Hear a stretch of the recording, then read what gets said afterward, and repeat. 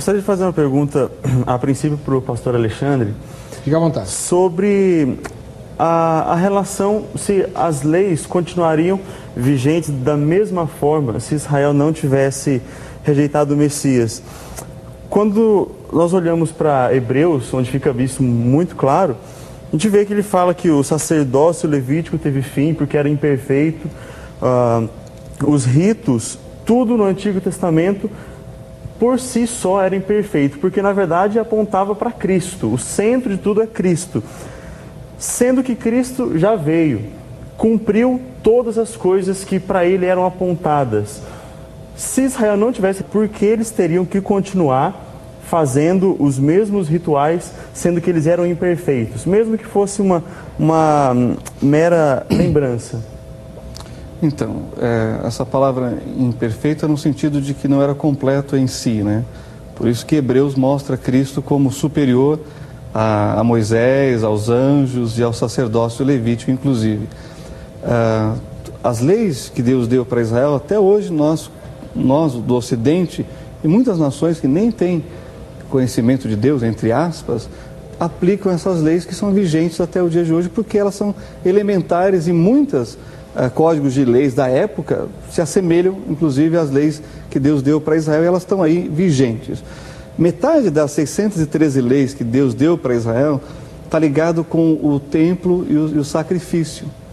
Ou seja, sem templo e sem sacrifício, metade das leis já deixam de existir, porque estão ligados justamente a essa questão. Outras leis estão ligadas com Israel na terra de Israel, ou seja, fora da terra de Israel ele não tem como cumprir essas leis. Então, da colheita lá. Pois é. Ou seja, o que resume da lei é o que nós estamos vivendo nas nossas sociedades que tem essa influência judaico-cristã. Agora, a colocação de por que fazer é justamente a conotação que muda. É mais memorial, não é mais para ter efeito de fé naquilo. Porque a fé, que é o que une o sacrifício de Cristo no futuro e o sacrifício dos cordeiros, é a fé. O elemento comum nos sacrifícios e o sacrifício dos cordeiros e de Cristo é a fé. Ou seja, e creu Abraão e isso foi imputado por justiça antes da lei. E o justo pela fé viverá durante a lei. Quem crê, a salvação é pela graça por meio da fé. Ou seja, a fé é o elemento comum aí. O que Hebreus está falando, o sacrifício de Cristo é superior àquilo que era feito pelos levitas.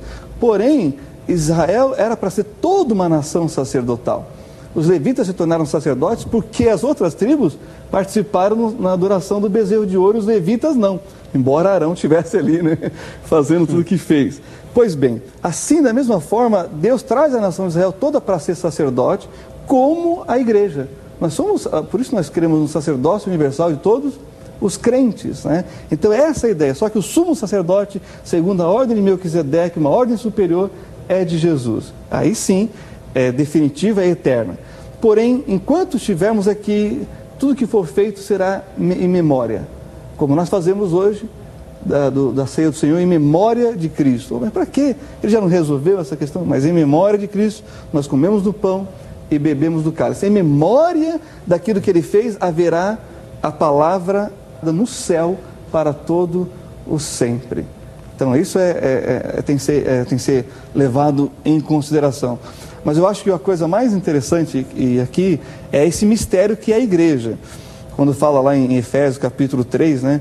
Como me foi este mistério manifestado pela revelação, como antes um pouco vos escrevi, por isso quando ledes, podeis perceber a minha compreensão do mistério de Cristo, o qual noutros séculos não foi manifestado aos filhos dos homens, como agora tem sido revelado pelo Espírito aos seus santos apóstolos e profetas. Ou seja, o capítulo 2 também é clássico. O nosso conceito de igreja, biblicamente falando, é um conceito judaico. Ou seja, o cristianismo é judaico. Eu concordo que nós devemos resgatar muito mais a nossa raiz judaica do que a raiz do sincretismo pagão. Né? Agora, até quando? Até onde? Até aquilo que é bíblico. Por exemplo, ou pelo menos estudássemos as festas bíblicas, nós iríamos entender melhor todas as Sagradas Escrituras e, sobretudo, sobre a pessoa de Jesus. Mas celebrar essas festas na igreja, será? Como memorial, talvez, como uma forma didática de ensino, de explicação Porque como é que você vai falar de algo que você não tem esse elementos? é o propósito da festa lá, né?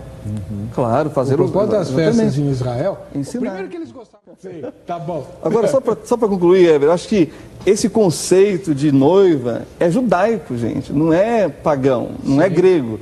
Ou seja, para sermos a noiva de Cristo, nós vamos ter que entrar profundo, como foi passado aí. Os profetas exploraram exatamente. Os apóstolos e os profetas vão dizer para a gente como ser igreja, respeitando a etnia e o grupo, né, em qualquer lugar do mundo. O crente no Nepal vai ser diferente da gente aqui no Brasil.